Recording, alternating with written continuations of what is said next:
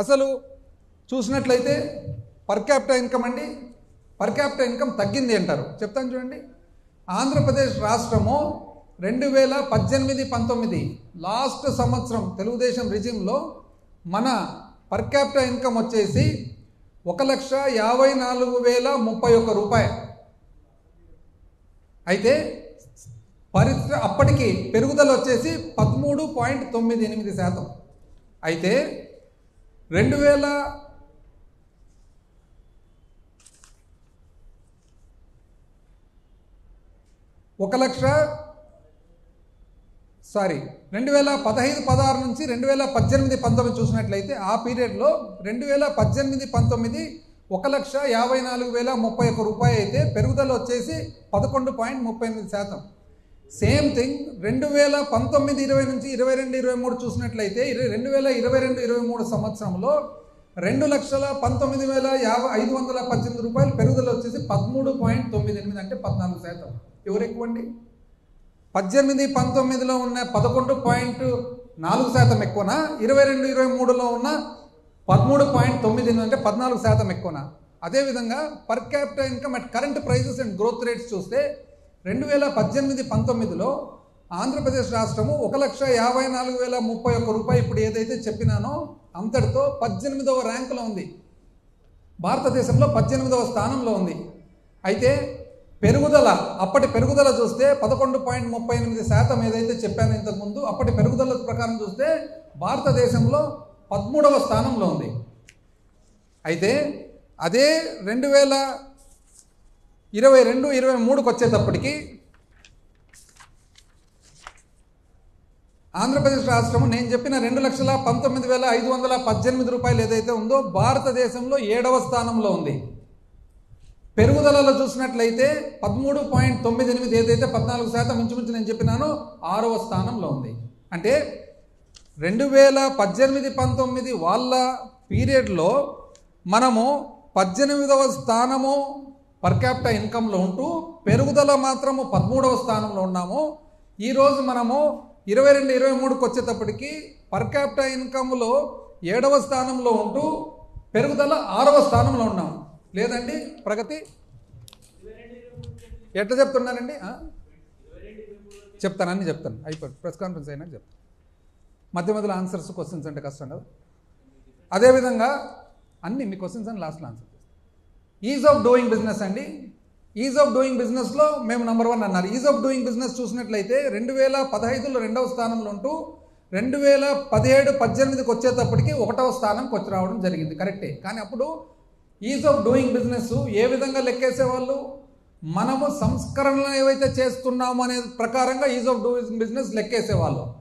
19-20 నుంచి 20-21 వరకు వచ్చేటప్పటికి వరుసగా 2 సంవత్సరాలు మా ప్రభుత్వంలో 1వ స్థానంలో ఉన్నాం. ఏ విధంగా 1వ స్థానంలో ఉన్నాము? 1వ స్థానంలో ఉండేది సంస్కరణలే కాకుండా ఫీడ్బ్యాక్ నుంచి, అంటే ప్రజలు ఇచ్చిన ఫీడ్బ్యాక్, పరిశ్రమ ఎవరైతే స్థాపించినారో వాళ్ళ ఫీడ్బ్యాక్, వ్యాపారస్తుల ఫీడ్బ్యాక్ నుంచి చూస్తే 1వ స్థానంలో ఉన్నారు. కానీ మీరు చెప్పే ప్రకారం అయితే అప్పట్లో ప్రగతి ఉంది, ఇప్పుడు లేదు అని అంటారు. ఎంత అన్యాయంగా చెప్తారండి అది. అదేవిధంగా డైవర్షన్ ఆఫ్ ఫండ్స్ త్రూ ఎంత అండి? ఇప్పుడు ఏ విధంగా డైవర్ట్ చేసినారండి?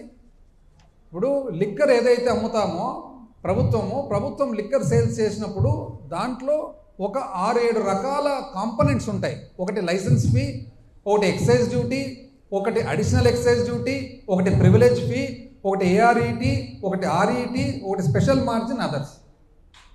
అయితే ఇంతకుముందు తెలుగుదేశం ప్రభుత్వంలో రీటైల్ షాపులు ఉన్నప్పుడు లిక్కర్ సేల్స్ అన్నీ కూడా ఆ ఊర్లో ఉండే వాళ్ళు సిండికేట్ అయిపోయి వాళ్ళే తెలుగుదేశం వాళ్ళే లిక్కర్ షాపులు నడుపుతూ సిండికేట్ అయ్యి ఆ సిండికేట్లో భాగంగా ఎంఆర్పి ఏదైతే ఉందో అంతకంటే ఎక్కువ అమ్మేవాళ్ళు. అంటే ఉదాహరణకు ఒకవేళ బియర్ బాటిల్ ఒకటి 100 రూపాయలు అయితే ఒక 10 రూపాయలు 20 రూపాయలు వాళ్ళు సిండికేట్ చేసుకొని ఆ ఊర్లో ఎక్కువ అమ్మేవాళ్ళు.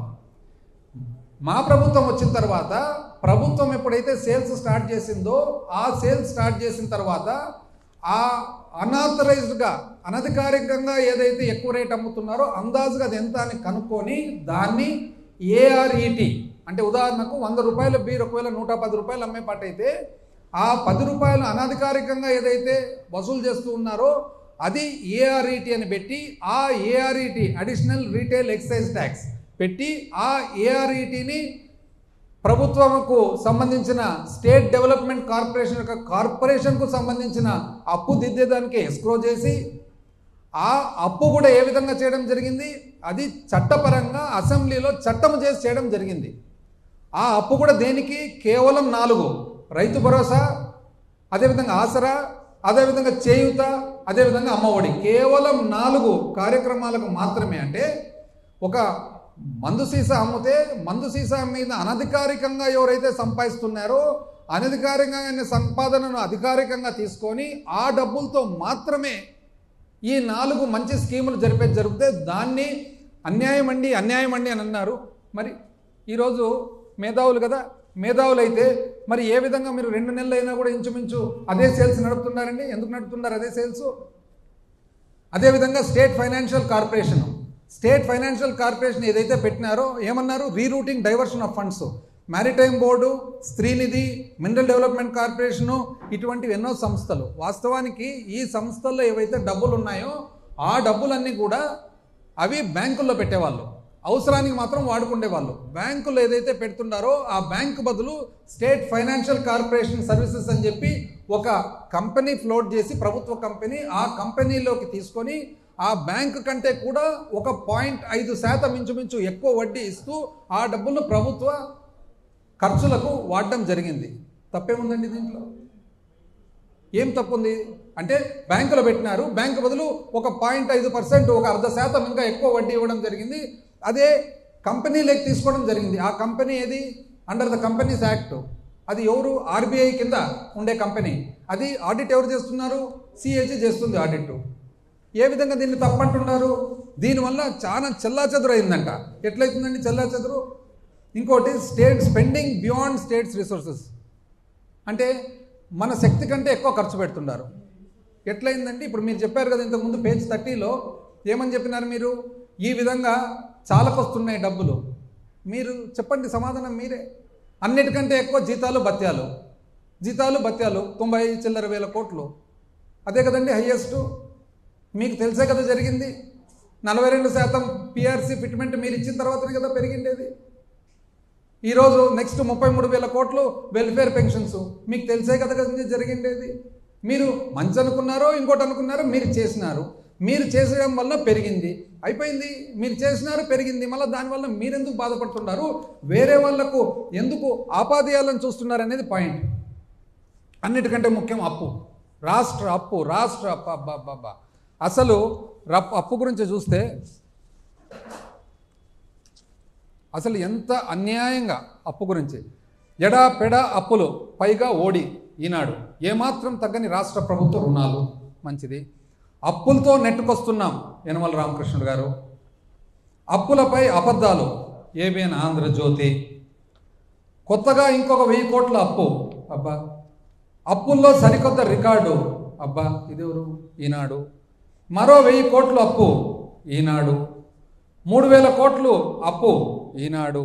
అనధికారికంగా అప్పులు. ఈనాడు. దాచేస్తే దాగని దారుణం. ఇదెవరు? ఆంధ్రజ్యోతి, ఈనాడు. ఆంధ్రజ్యోతి. ఇంకో 1000 కోట్ల అప్పు. ఆర్బీఐకి అనుమతి. రాష్ట్రానికి గుడిబండగా అప్పులు. ఈనాడు. గ్రాంట్లలో భారీ కోత. ఏబిఎన్. ఆస్తుల సృష్టి లేదు. పురంధేశ్వరి గారు, ఈనాడు. ఇది ఇంకా ఆశ్చర్యం, చెప్తా ఎందుకు అనేది. ఆ తర్వాత ప్రజల నెత్తున 10 లక్షల కోట్ల అప్పు. పురంధేశ్వరి గారు. కాక్కు చెప్పవన్నీ కాకి లెక్కలు. అప్పులపై ద్వంద్వ వైఖరి. అప్పు చేయని నెల ఉందా అంటే ఎప్పుడు ఇటువంటి పరిస్థితులు మాట్లాడిన గంటా శ్రీనివాసరావు గారు కూడా మాట్లాడారనమాట అప్పుల గురించి. ఆయన ఏపీ అప్పులు 4 లక్షల చిల్లర. ఏంటివండి ఇవన్నీ? అంటే ఇప్పుడు ఏమైంది? ఇప్పుడు ఎందుకు? పోనీ ఇంత చాలా ఎంతో అంటే చాలా రాష్ట్రం మీద ఎంతో కన్సర్న్తో ఇవైతే రాసినారు కదా. అది కేవలం 2019 నుంచి 2024 వరకే అప్పుల మీద, రాష్ట్రం మీద అంత కన్సర్న్ ఈనాడుకు, ఆంధ్రజ్యోతికి ఎప్పుడు ఉండాలి కదండి కన్సర్న్. ఇప్పుడు ఈ ఒక్క 2 నెలల్లోనే జూన్ 25వ తేదీ 2,000 కోట్లు అప్పు చేసినారు ప్రభుత్వం. జూలై 2వ తేదీ 5,000 కోట్లు అప్పు చేసింది ప్రభుత్వం. జూలై 16 2,000 కోట్లు అప్పు చేసింది ప్రభుత్వం, 9,000. ఇప్పట్లో తొందరలోనే ఇంకో 3,000 కోట్లు. ఒక్క రోజన్న పేపర్లో కనపడిందండి ఎక్కడన్నా అప్పని? అంటే చాలా కన్సర్న్ కదా రాష్ట్రం మీద, రాష్ట్ర అప్పు మీద. 2019లో కన్సర్న్ స్టార్ట్ అవుతుంది, మనకు చాలా ఇది ఆవేదన స్టార్ట్ అవుతుంది. 2024తో ఆవేదన బంద్ అవుతుంది. ఇప్పుడు అసలు లేదే. అసలు నిజం చెప్పాలంటే 5,000 కోట్ల అప్పు అనేది ఎప్పుడు జరగలేదు రాష్ట్ర ప్రభుత్వంలో. 2 సార్లు జరిగినది. ఎప్పుడు తెలిసినా మొన్న టీడీపీ ప్రభుత్వంలో జూలై 2, 2024 5,000 కోట్లు. మళ్ళీ అంతకుముందు ఏప్రిల్ 5, 2019 ఎలక్షన్ల సమయంలో ఇంకా తెలుగుదేశం పార్టీ ప్రభుత్వం ఉండగా 5,000 కోట్లు. అప్పట్లో అప్పులండి మే 14, 2014 2,000 కోట్లు, సెప్టెంబరు 2,000 కోట్లు, సెప్టెంబరు 2,000 కోట్లు, 2019 1,000 కోట్లు, 5,000, 500, 500, 5,000, 2,500, 1,000. అప్పుడు ఎందుకు రాయలేదండి అప్పుల గురించి? ఇప్పుడు మన మీద మనకు అంత కన్సర్న్ ఉన్నప్పుడు అప్పుడు రాయాలి, ఇప్పుడు రాయాలి కదా రాష్ట్ర అప్పుల గురించి. అంటే మేము చేస్తేనేమో అప్పు, తెలుగుదేశం చేస్తేనేమో నిప్పు, అంతే కదా అర్థం. అంటే 5,000 కోట్ల అప్పు ఒకటే రోజు 2 దఫాలుగా 2 సార్లు ఈ రాష్ట్ర ప్రభుత్వ చరిత్రలో చేసినప్పుడు ఏ ఒక్కరోజు పేపర్లు ఎవరు రాయలేదే. చాలా కన్సర్న్. అసలు అప్పు అప్పు ఏమైపోతుంది, అప్పు అప్పు. అసలు వాస్తవం ఏమండి అప్పు? నిజం చెప్పాలంటే అప్పు లెక్క చూసుకుంటే గత ప్రభుత్వంలో ఆ 5 సంవత్సరాల్లో పరిమితి, అప్పు ఎట్టంటే అట్లా చేస్తే దానికి కుదరదు, పరిమితి ఉంటుంది. కేంద్ర ప్రభుత్వము ఆర్టికల్ 293 293 కింద పరిమితి ఇస్తుంది. ఆ పరిమితిలో భాగంగా పొరపాటున అప్పుడు వాళ్ళు లెక్క చూసుకోక ఆ 5 సంవత్సరాల్లో 28,000 కోట్ల అప్పు పరిమితి కంటే ఎక్కువ చేసి ఆ అప్పును మనం ఈసారి దిద్దుతున్నాం ఈ ప్రభుత్వం. ఇది ఎవరన్నా చూస్తున్నారండి? ఎంత అన్యాయంగా చెప్తారండి అప్పు గురించి. అసలు దాన్ని చెప్పేటప్పుడు కూడా ఎంతో కొంత ఒక లాజిక్, ఒక మీనింగ్ లేకుండా చెప్తానండి. ఎన్నిసార్లు అసలు ఎంతమంది ప్రశ్నలు వేసినారు. ప్రశ్నలు వేసినప్పుడు కేంద్ర మంత్రి గారు, ఆర్బీఐ, సిఏజీ ఇంతమంది అప్పు ఇంతే ఉందంటే లేదు, ఇంత కాదు అంత. అంటే ఏ విధంగా ఇంత అన్యాయంగా మాట్లాడుతున్నారు నాకు అర్థం కావడం లేదు అసలు. ఏ దానికైనా కూడా కొంతలో కొంతన్న ఒక సిస్టమ్ కానీ ఒక ఇది కానీ ఉండాలి కదండి. ఏ సిస్టమ్ లేకుండా ఏమి లేకుండా చెప్తే ఎట్లండి అది?